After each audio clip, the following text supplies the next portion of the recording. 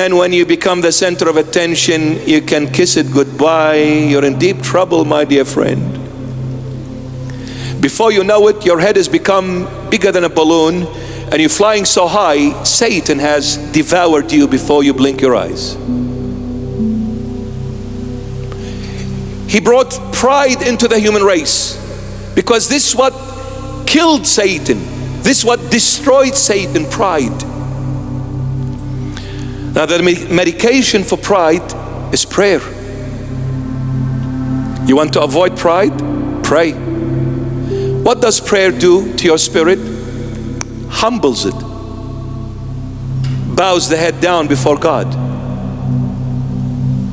You see, when pride enters, please, I'll leave you with this. And it's before Christmas.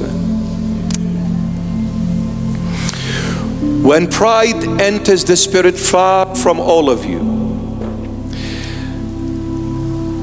there is another component called the soul, S-O-U-L, no time.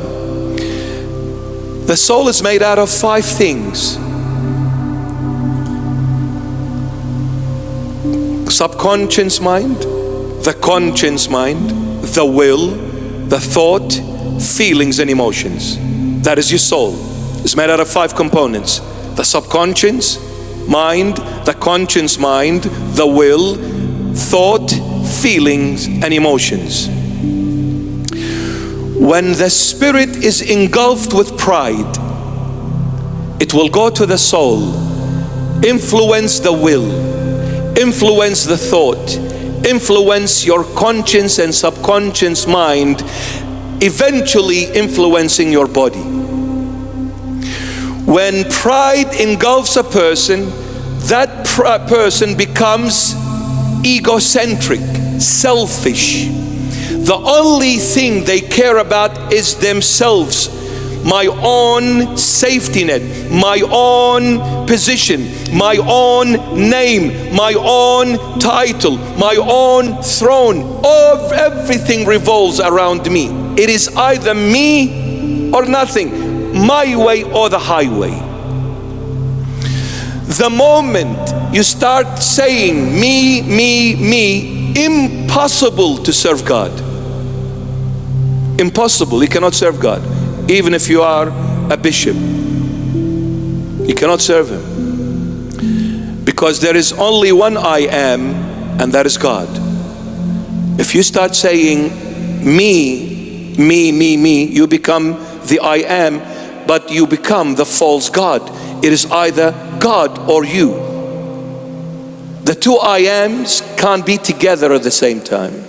It is either Him or you. The moment you become selfish, egocentric, me, me, me, me, me, you've detached yourself from the true divine God, Yahweh, the I am. The day you detach yourself from God, thinking that you can do whatever you wish, there is another force will engulf you called Satan. The moment Satan takes over, you will not know your right hand from your left hand. You'll start thinking you're doing everything right, yet everything is wrong. You start thinking you're walking in the right path, yet you're walking in the very wrong path that will lead you to destruction. Satan will devour you, will bring you into his darkness. You will see nothing anymore. You will not differentiate between the right and the wrong, the truth and the lies, nothing. Because Satan, his job is to deceive and falsify the truth. And a person that sees themselves only, they cannot humble themselves. If you cannot humble yourself, you can never serve others. You expect others to serve you always. Now, to be a true servant of Christ, you have to say like St. Paul said, I live, but no longer me, but Christ who lives in me. I live, but no longer me. Meaning, stop living for yourself. Stop doing things your way. Stop saying me, me, me, me. Stop it. Stop blaming everyone except yourself. Stop saying it is everyone's fault. I'm the only one who is a victim. No, admit and say, I'm a criminal as well. Admit it. So the next time, before you point a finger at someone, you need to realize you're pointing one finger at that someone, but there are three pointing at you. So you're judging your friend once, you've judged yourself 3 times moreover. Isn't that how we point? You. Look at that. 1 to your friend, 3 to yourself. You just shot yourself in the foot.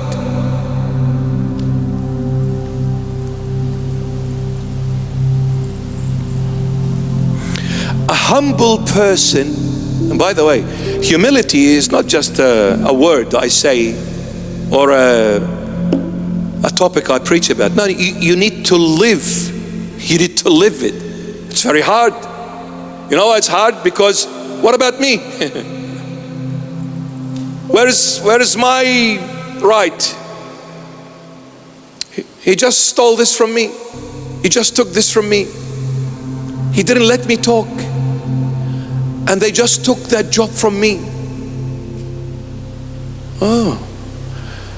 You know, I can test someone in the church very easily to see if they are humble. They have, no, we can't be perfectly humble. So only the Lord can do that.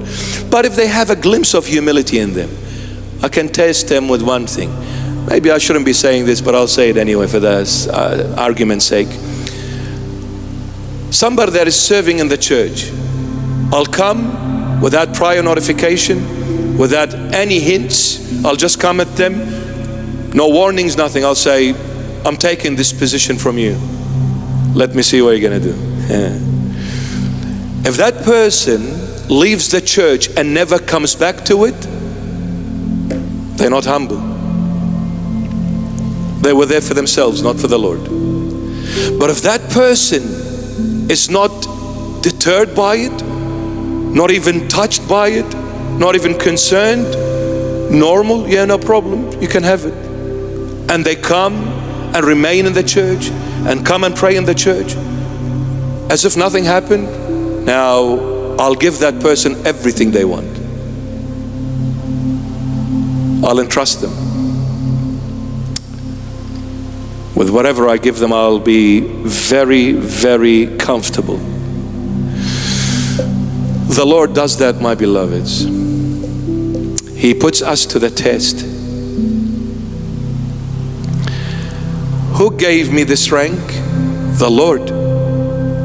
Who gave me this church? The Lord. Who brought the people to this church? The Lord. Now one day the Lord will come and says, I don't want you to be a bishop. I'm throwing you out in the street.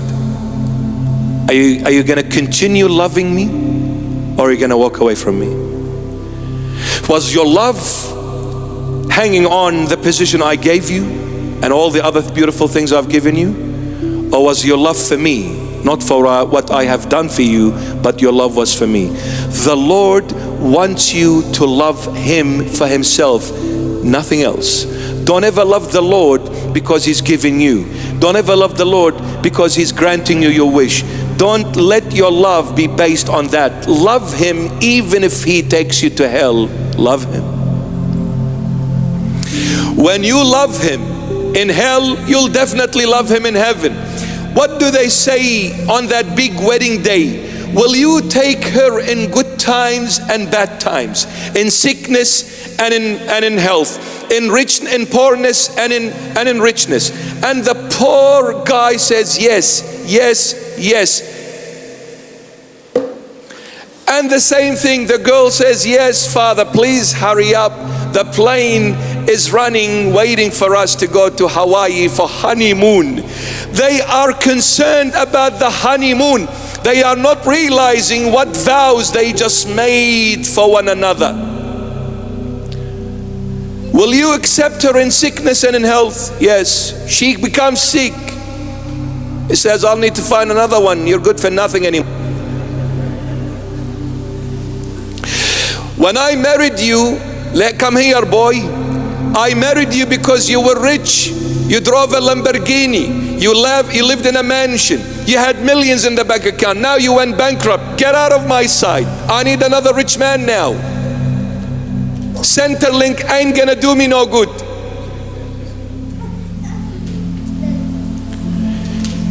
If you accept the Lord on Good Friday, definitely you'll accept Him on Sunday resurrection. Now humility, I live no longer for myself, I live for Him.